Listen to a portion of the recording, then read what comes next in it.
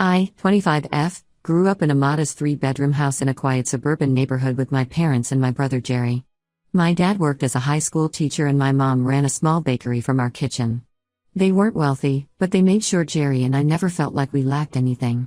This house has been in our family for nearly 30 years. My parents bought it when they first got married and poured their hearts into making it a home. Every corner of this house holds memories. The kitchen where Mom taught me to bake cookies, the backyard where Jerry and I built countless snow forts, the living room where we all gathered for Sunday movie nights. My parents worked incredibly hard to pay off the mortgage early, living frugally and saving every extra penny they could. Last year, they sat Jerry and me down and told us they wanted to pass the house down to us. They saw it as their legacy, something they could give their children to help us build our own futures. Jerry and I agreed that I would live in the house since he had already bought an apartment closer to his workplace in the city. We worked out a plan where I would buy his share in early 2025, giving me time to save up the money. I moved in during 2021, and it felt right being back in my childhood home, now making it my own. I met Harry at a friend's birthday party 2 years ago. He was working as an assistant manager at a retail store, and we hit it off immediately. He made me laugh with his silly jokes about difficult customers, and we ended up talking until the party ended. Our relationship progressed naturally, weekly dates turned into spending whole weekends together, and soon we were practically living together anyway. Harry had been renting a small studio apartment with a roommate, and when his lease was coming up for renewal, we started discussing moving in together. It made sense for him to move into my place since I already owned half of it and it was much nicer than anything we could afford to rent. He moved in mid-August, and honestly, the transition was smoother than I expected. We fell into an easy routine of sharing chores, cooking meals together, and making plans for our future. Last night was supposed to be a special evening. We had organized a housewarming party, inviting our close friends to celebrate this new chapter in our lives. Harry was particularly excited because his best friend Sam, who lives 3 states away, had flown in for the weekend. Sam and Harry go way back to their college days, and while I had only met him once before at another friend's wedding, Harry always spoke highly of him. The party was going well, we had good food, music, and everyone seemed to be having a great time. Around 11 p.m., I headed up to bed since I had an early morning meeting at work. Harry and Sam stayed up to catch up, which was understandable since they rarely get to see each other. Our bedroom is right above the living room, and the old house has this quirk where voices sometimes carry clearly through the air vent. I was almost asleep when I heard them talking about the house. At first, I tried to ignore it, but then I heard my name mentioned. Harry was explaining to Sam how the house ownership would work, that I would be buying it on my own because my parents specifically wanted to keep it in the family. This was something Harry and I had discussed openly several times, and he had always seemed understanding about it. But Sam's reaction completely blindsided me. His tone changed immediately, becoming aggressive and accusatory. He started lecturing Harry about how naive he was being, saying things like he was setting himself up to be taken advantage of. The more I listened, the worse it got. Sam insisted that Harry was being manipulated by me and my family, that we were using him as free labor for house improvements while ensuring he had no legal claim to the property. What really made my blood boil was when Sam suggested that my parents and I were orchestrating some kind of financial scheme to exploit Harry. The irony of this accusation is almost laughable. I work as a senior software developer at a tech company, making well over 6 figures, while Harry is still working his way up in retail management. I've never asked him to pay rent, contribute to the mortgage, or cover any house-related expenses. I even insisted on keeping our finances completely separate to avoid any potential issues down the line. Sam kept going on and on about how Harry needed to protect himself legally. He warned that Harry was setting himself up to be homeless if we ever broke up, painting this dramatic picture of Harry being thrown out on the street with nothing to show for his time here. What hurt the most was Harry's response, or rather, his lack of response. He didn't defend our relationship or challenge Sam's accusations. Instead, he just sat there making vague noises of agreement or mumbling noncommittal responses. Before Harry moved in, we had extensive discussions about the house situation. I remember sitting down with him at least 3 times to go over everything. I explained how the ownership would work, that my parents wanted to keep the house in the family, and that I would be responsible for all property-related expenses. I even suggested we put our living arrangement in writing to protect both of us, but Harry brushed it off, saying he trusted me completely and didn't want to make things feel too formal. We've been together for 2 years, and until now, I thought we had a solid relationship built on trust and open communication. We handled disagreements maturely, supported each other's goals, and generally felt like we were on the same team. Harry never expressed any concerns about the house situation before. In fact, He often talked about how grateful he was to live in such a nice place without the burden of rent or mortgage payments. I spent the rest of the night tossing and turning, replaying every conversation we've ever had about the house. Had I missed some signs of resentment? Was Harry just pretending to be okay with everything to keep the peace? I started second-guessing every decision I'd made. Maybe I should have insisted on putting our arrangement in writing, even when Harry said it wasn't necessary. This morning, I called Jerry to get his perspective. He reminded me that I've been more than fair with Harry, pointing out how I've never asked him to contribute financially to the house despite him living here rent-free. Jerry thinks I should confront Harry directly about what I heard, but I'm worried about how that conversation might go. What if bringing it up makes Harry defensive or creates tension in our relationship? I also can't stop thinking about Sam's motivation in all this. He's only met me once, briefly, at a wedding last year. What made him so convinced that I'm some kind of manipulative person trying to take advantage of his friend? Has Harry been telling him things that made him form this opinion of me? The thought that Harry might have been complaining about me or our living situation to his friends makes me feel sick. The whole situation feels like walking through a minefield. If I bring up the conversation, I have to admit I overheard them talking. If I don't bring it up, these doubts and worries might eat away at our relationship anyway. I've always prided myself on being direct and honest in my relationships, but now I'm not sure what the right move is. Am I doing something wrong here? Should I have structured our living arrangement differently?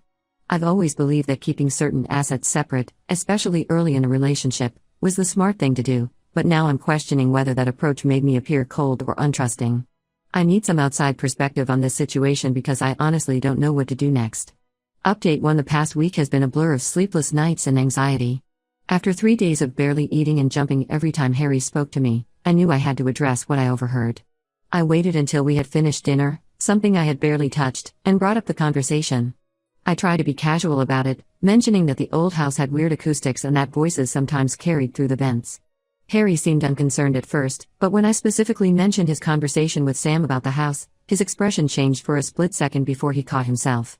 His response seemed perfect, almost too perfect. He explained that Sam had always been the anxious friend in their group, always seeing the worst in every situation. Harry claimed he had shut down the conversation later, telling Sam to drop it because he trusted me and our relationship. He even quoted himself saying Sam was being paranoid and that he could always move back with his parents if things went south. To prove his commitment to making things fair, Harry suggested a new financial arrangement. He offered to take over all the household bills, including groceries and utilities. He said this way, we would both be contributing equally to our life together, even if the house remained solely in my name. It seemed reasonable, and for a moment, I felt relieved.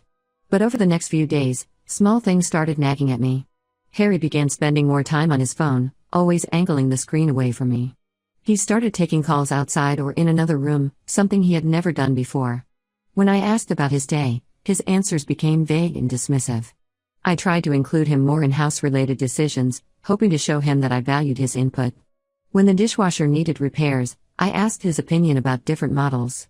When I was planning to repaint the living room, I suggested we pick colors together. But his responses were half-hearted, almost disinterested, yet he insisted on keeping all the receipts for these improvements in a separate folder. Then came the moment that shattered everything. Harry had been struggling with his work email on his new phone, complaining that it kept crashing. Since I work in tech, he asked me to help set it up correctly. As I was configuring his email settings, a notification popped up from someone named Marcus Kelly. The preview showed enough for me to see it was about property law and ownership claims. My hands shook as I opened the full message thread. I know I shouldn't have, but something in my gut told me I needed to see this. There were dozens of exchanges between Harry and this Marcus person, who turned out to be a real estate broker specializing in property disputes. The broker had sent detailed information about common law property rights and ways to establish partial ownership claims through documented contributions to property maintenance and improvement. The messages went back months, predating Sam's visit. Harry had been methodically building a case, documenting every minor repair he did, every improvement he suggested, and every dollar he spent on the house.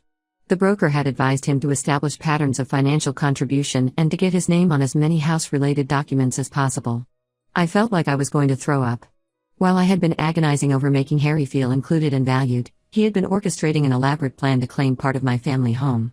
I remembered all the times he had insisted on keeping receipts, how he had pushed to have his name added to utility bills, and how he had been subtly suggesting we should formalize our living arrangements. In a daze, I called Jerry. My brother has always been my voice of reason, and I needed him desperately. As I explained everything, Jerry started connecting dots I hadn't even seen. He reminded me how Harry had recently offered to pay for a new water heater, insisting on handling the contractor himself. How he had been pushing to renovate the kitchen, saying he would manage the whole project. Even his suggestion to take over the bills now seemed suspicious. It was all about establishing a paper trail of his contributions to the property. The most devastating realization was about Sam's visit. That conversation I overheard wasn't just two friends talking, it was a calculated performance. They must have known about the vents carrying sound. They wanted me to hear Sam defending Harry, to feel guilty about the house situation.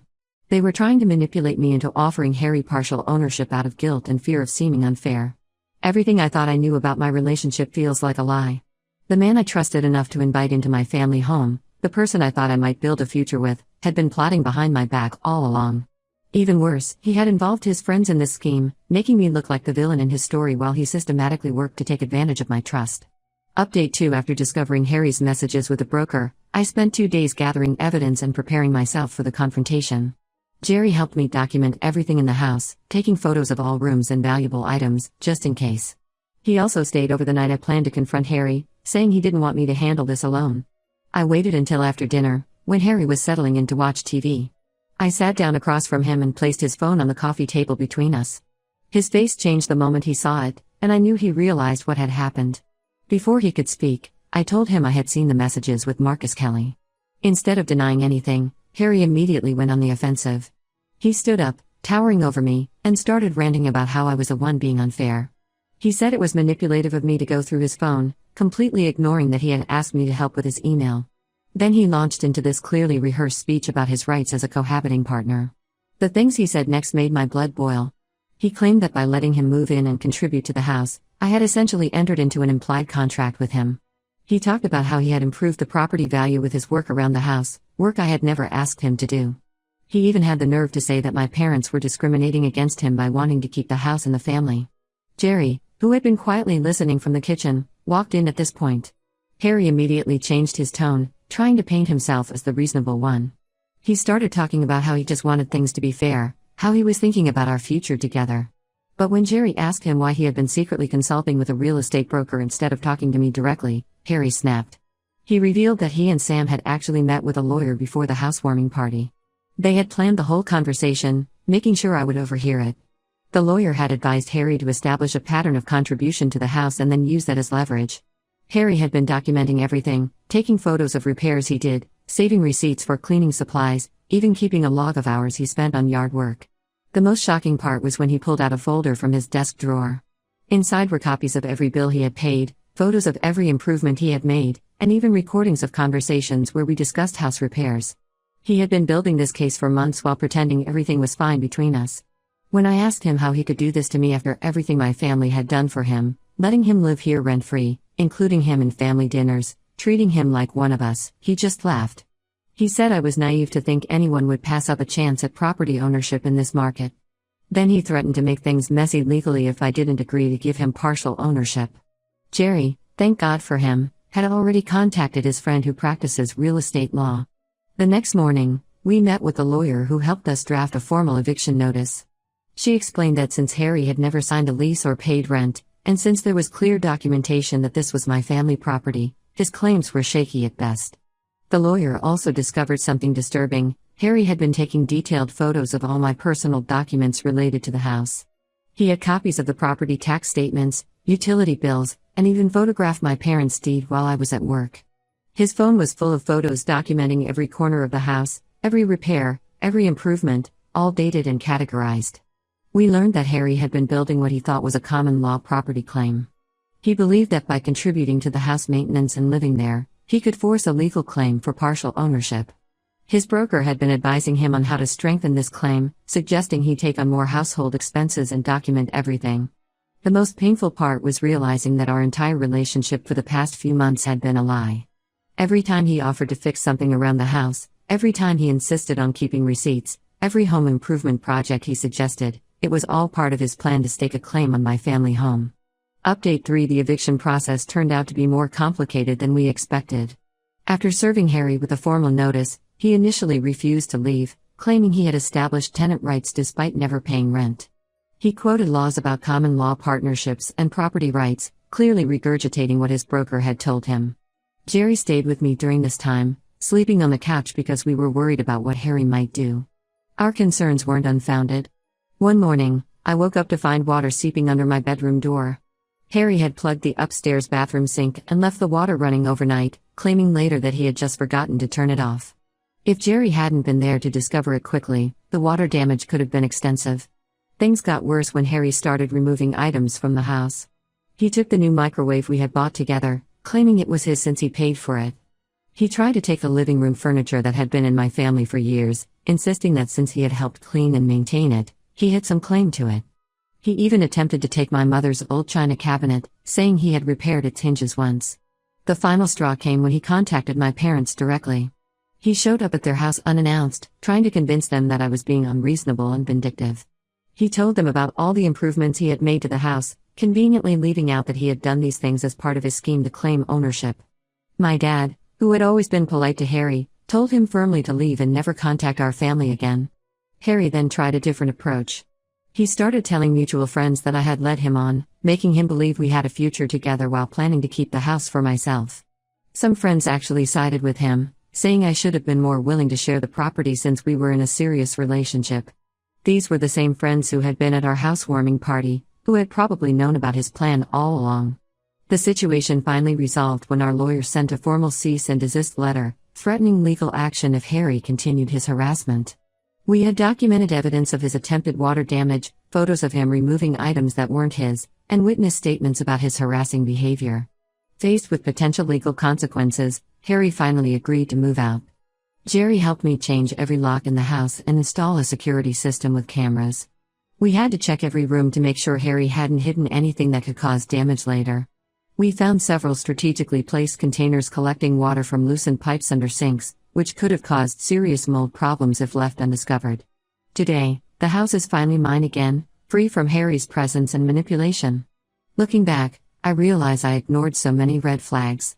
His excessive interest in house repairs, his insistence on keeping records of everything, his strategic comments about building a future together, it was all part of his plan to lay claim to my family home. The whole experience has changed how I view relationships and trust. My parents worked their entire lives to provide this home for their children, and Harry tried to take advantage of that legacy. At least now I can focus on making this house truly my own again, without worrying about someone trying to steal what my family worked so hard to build.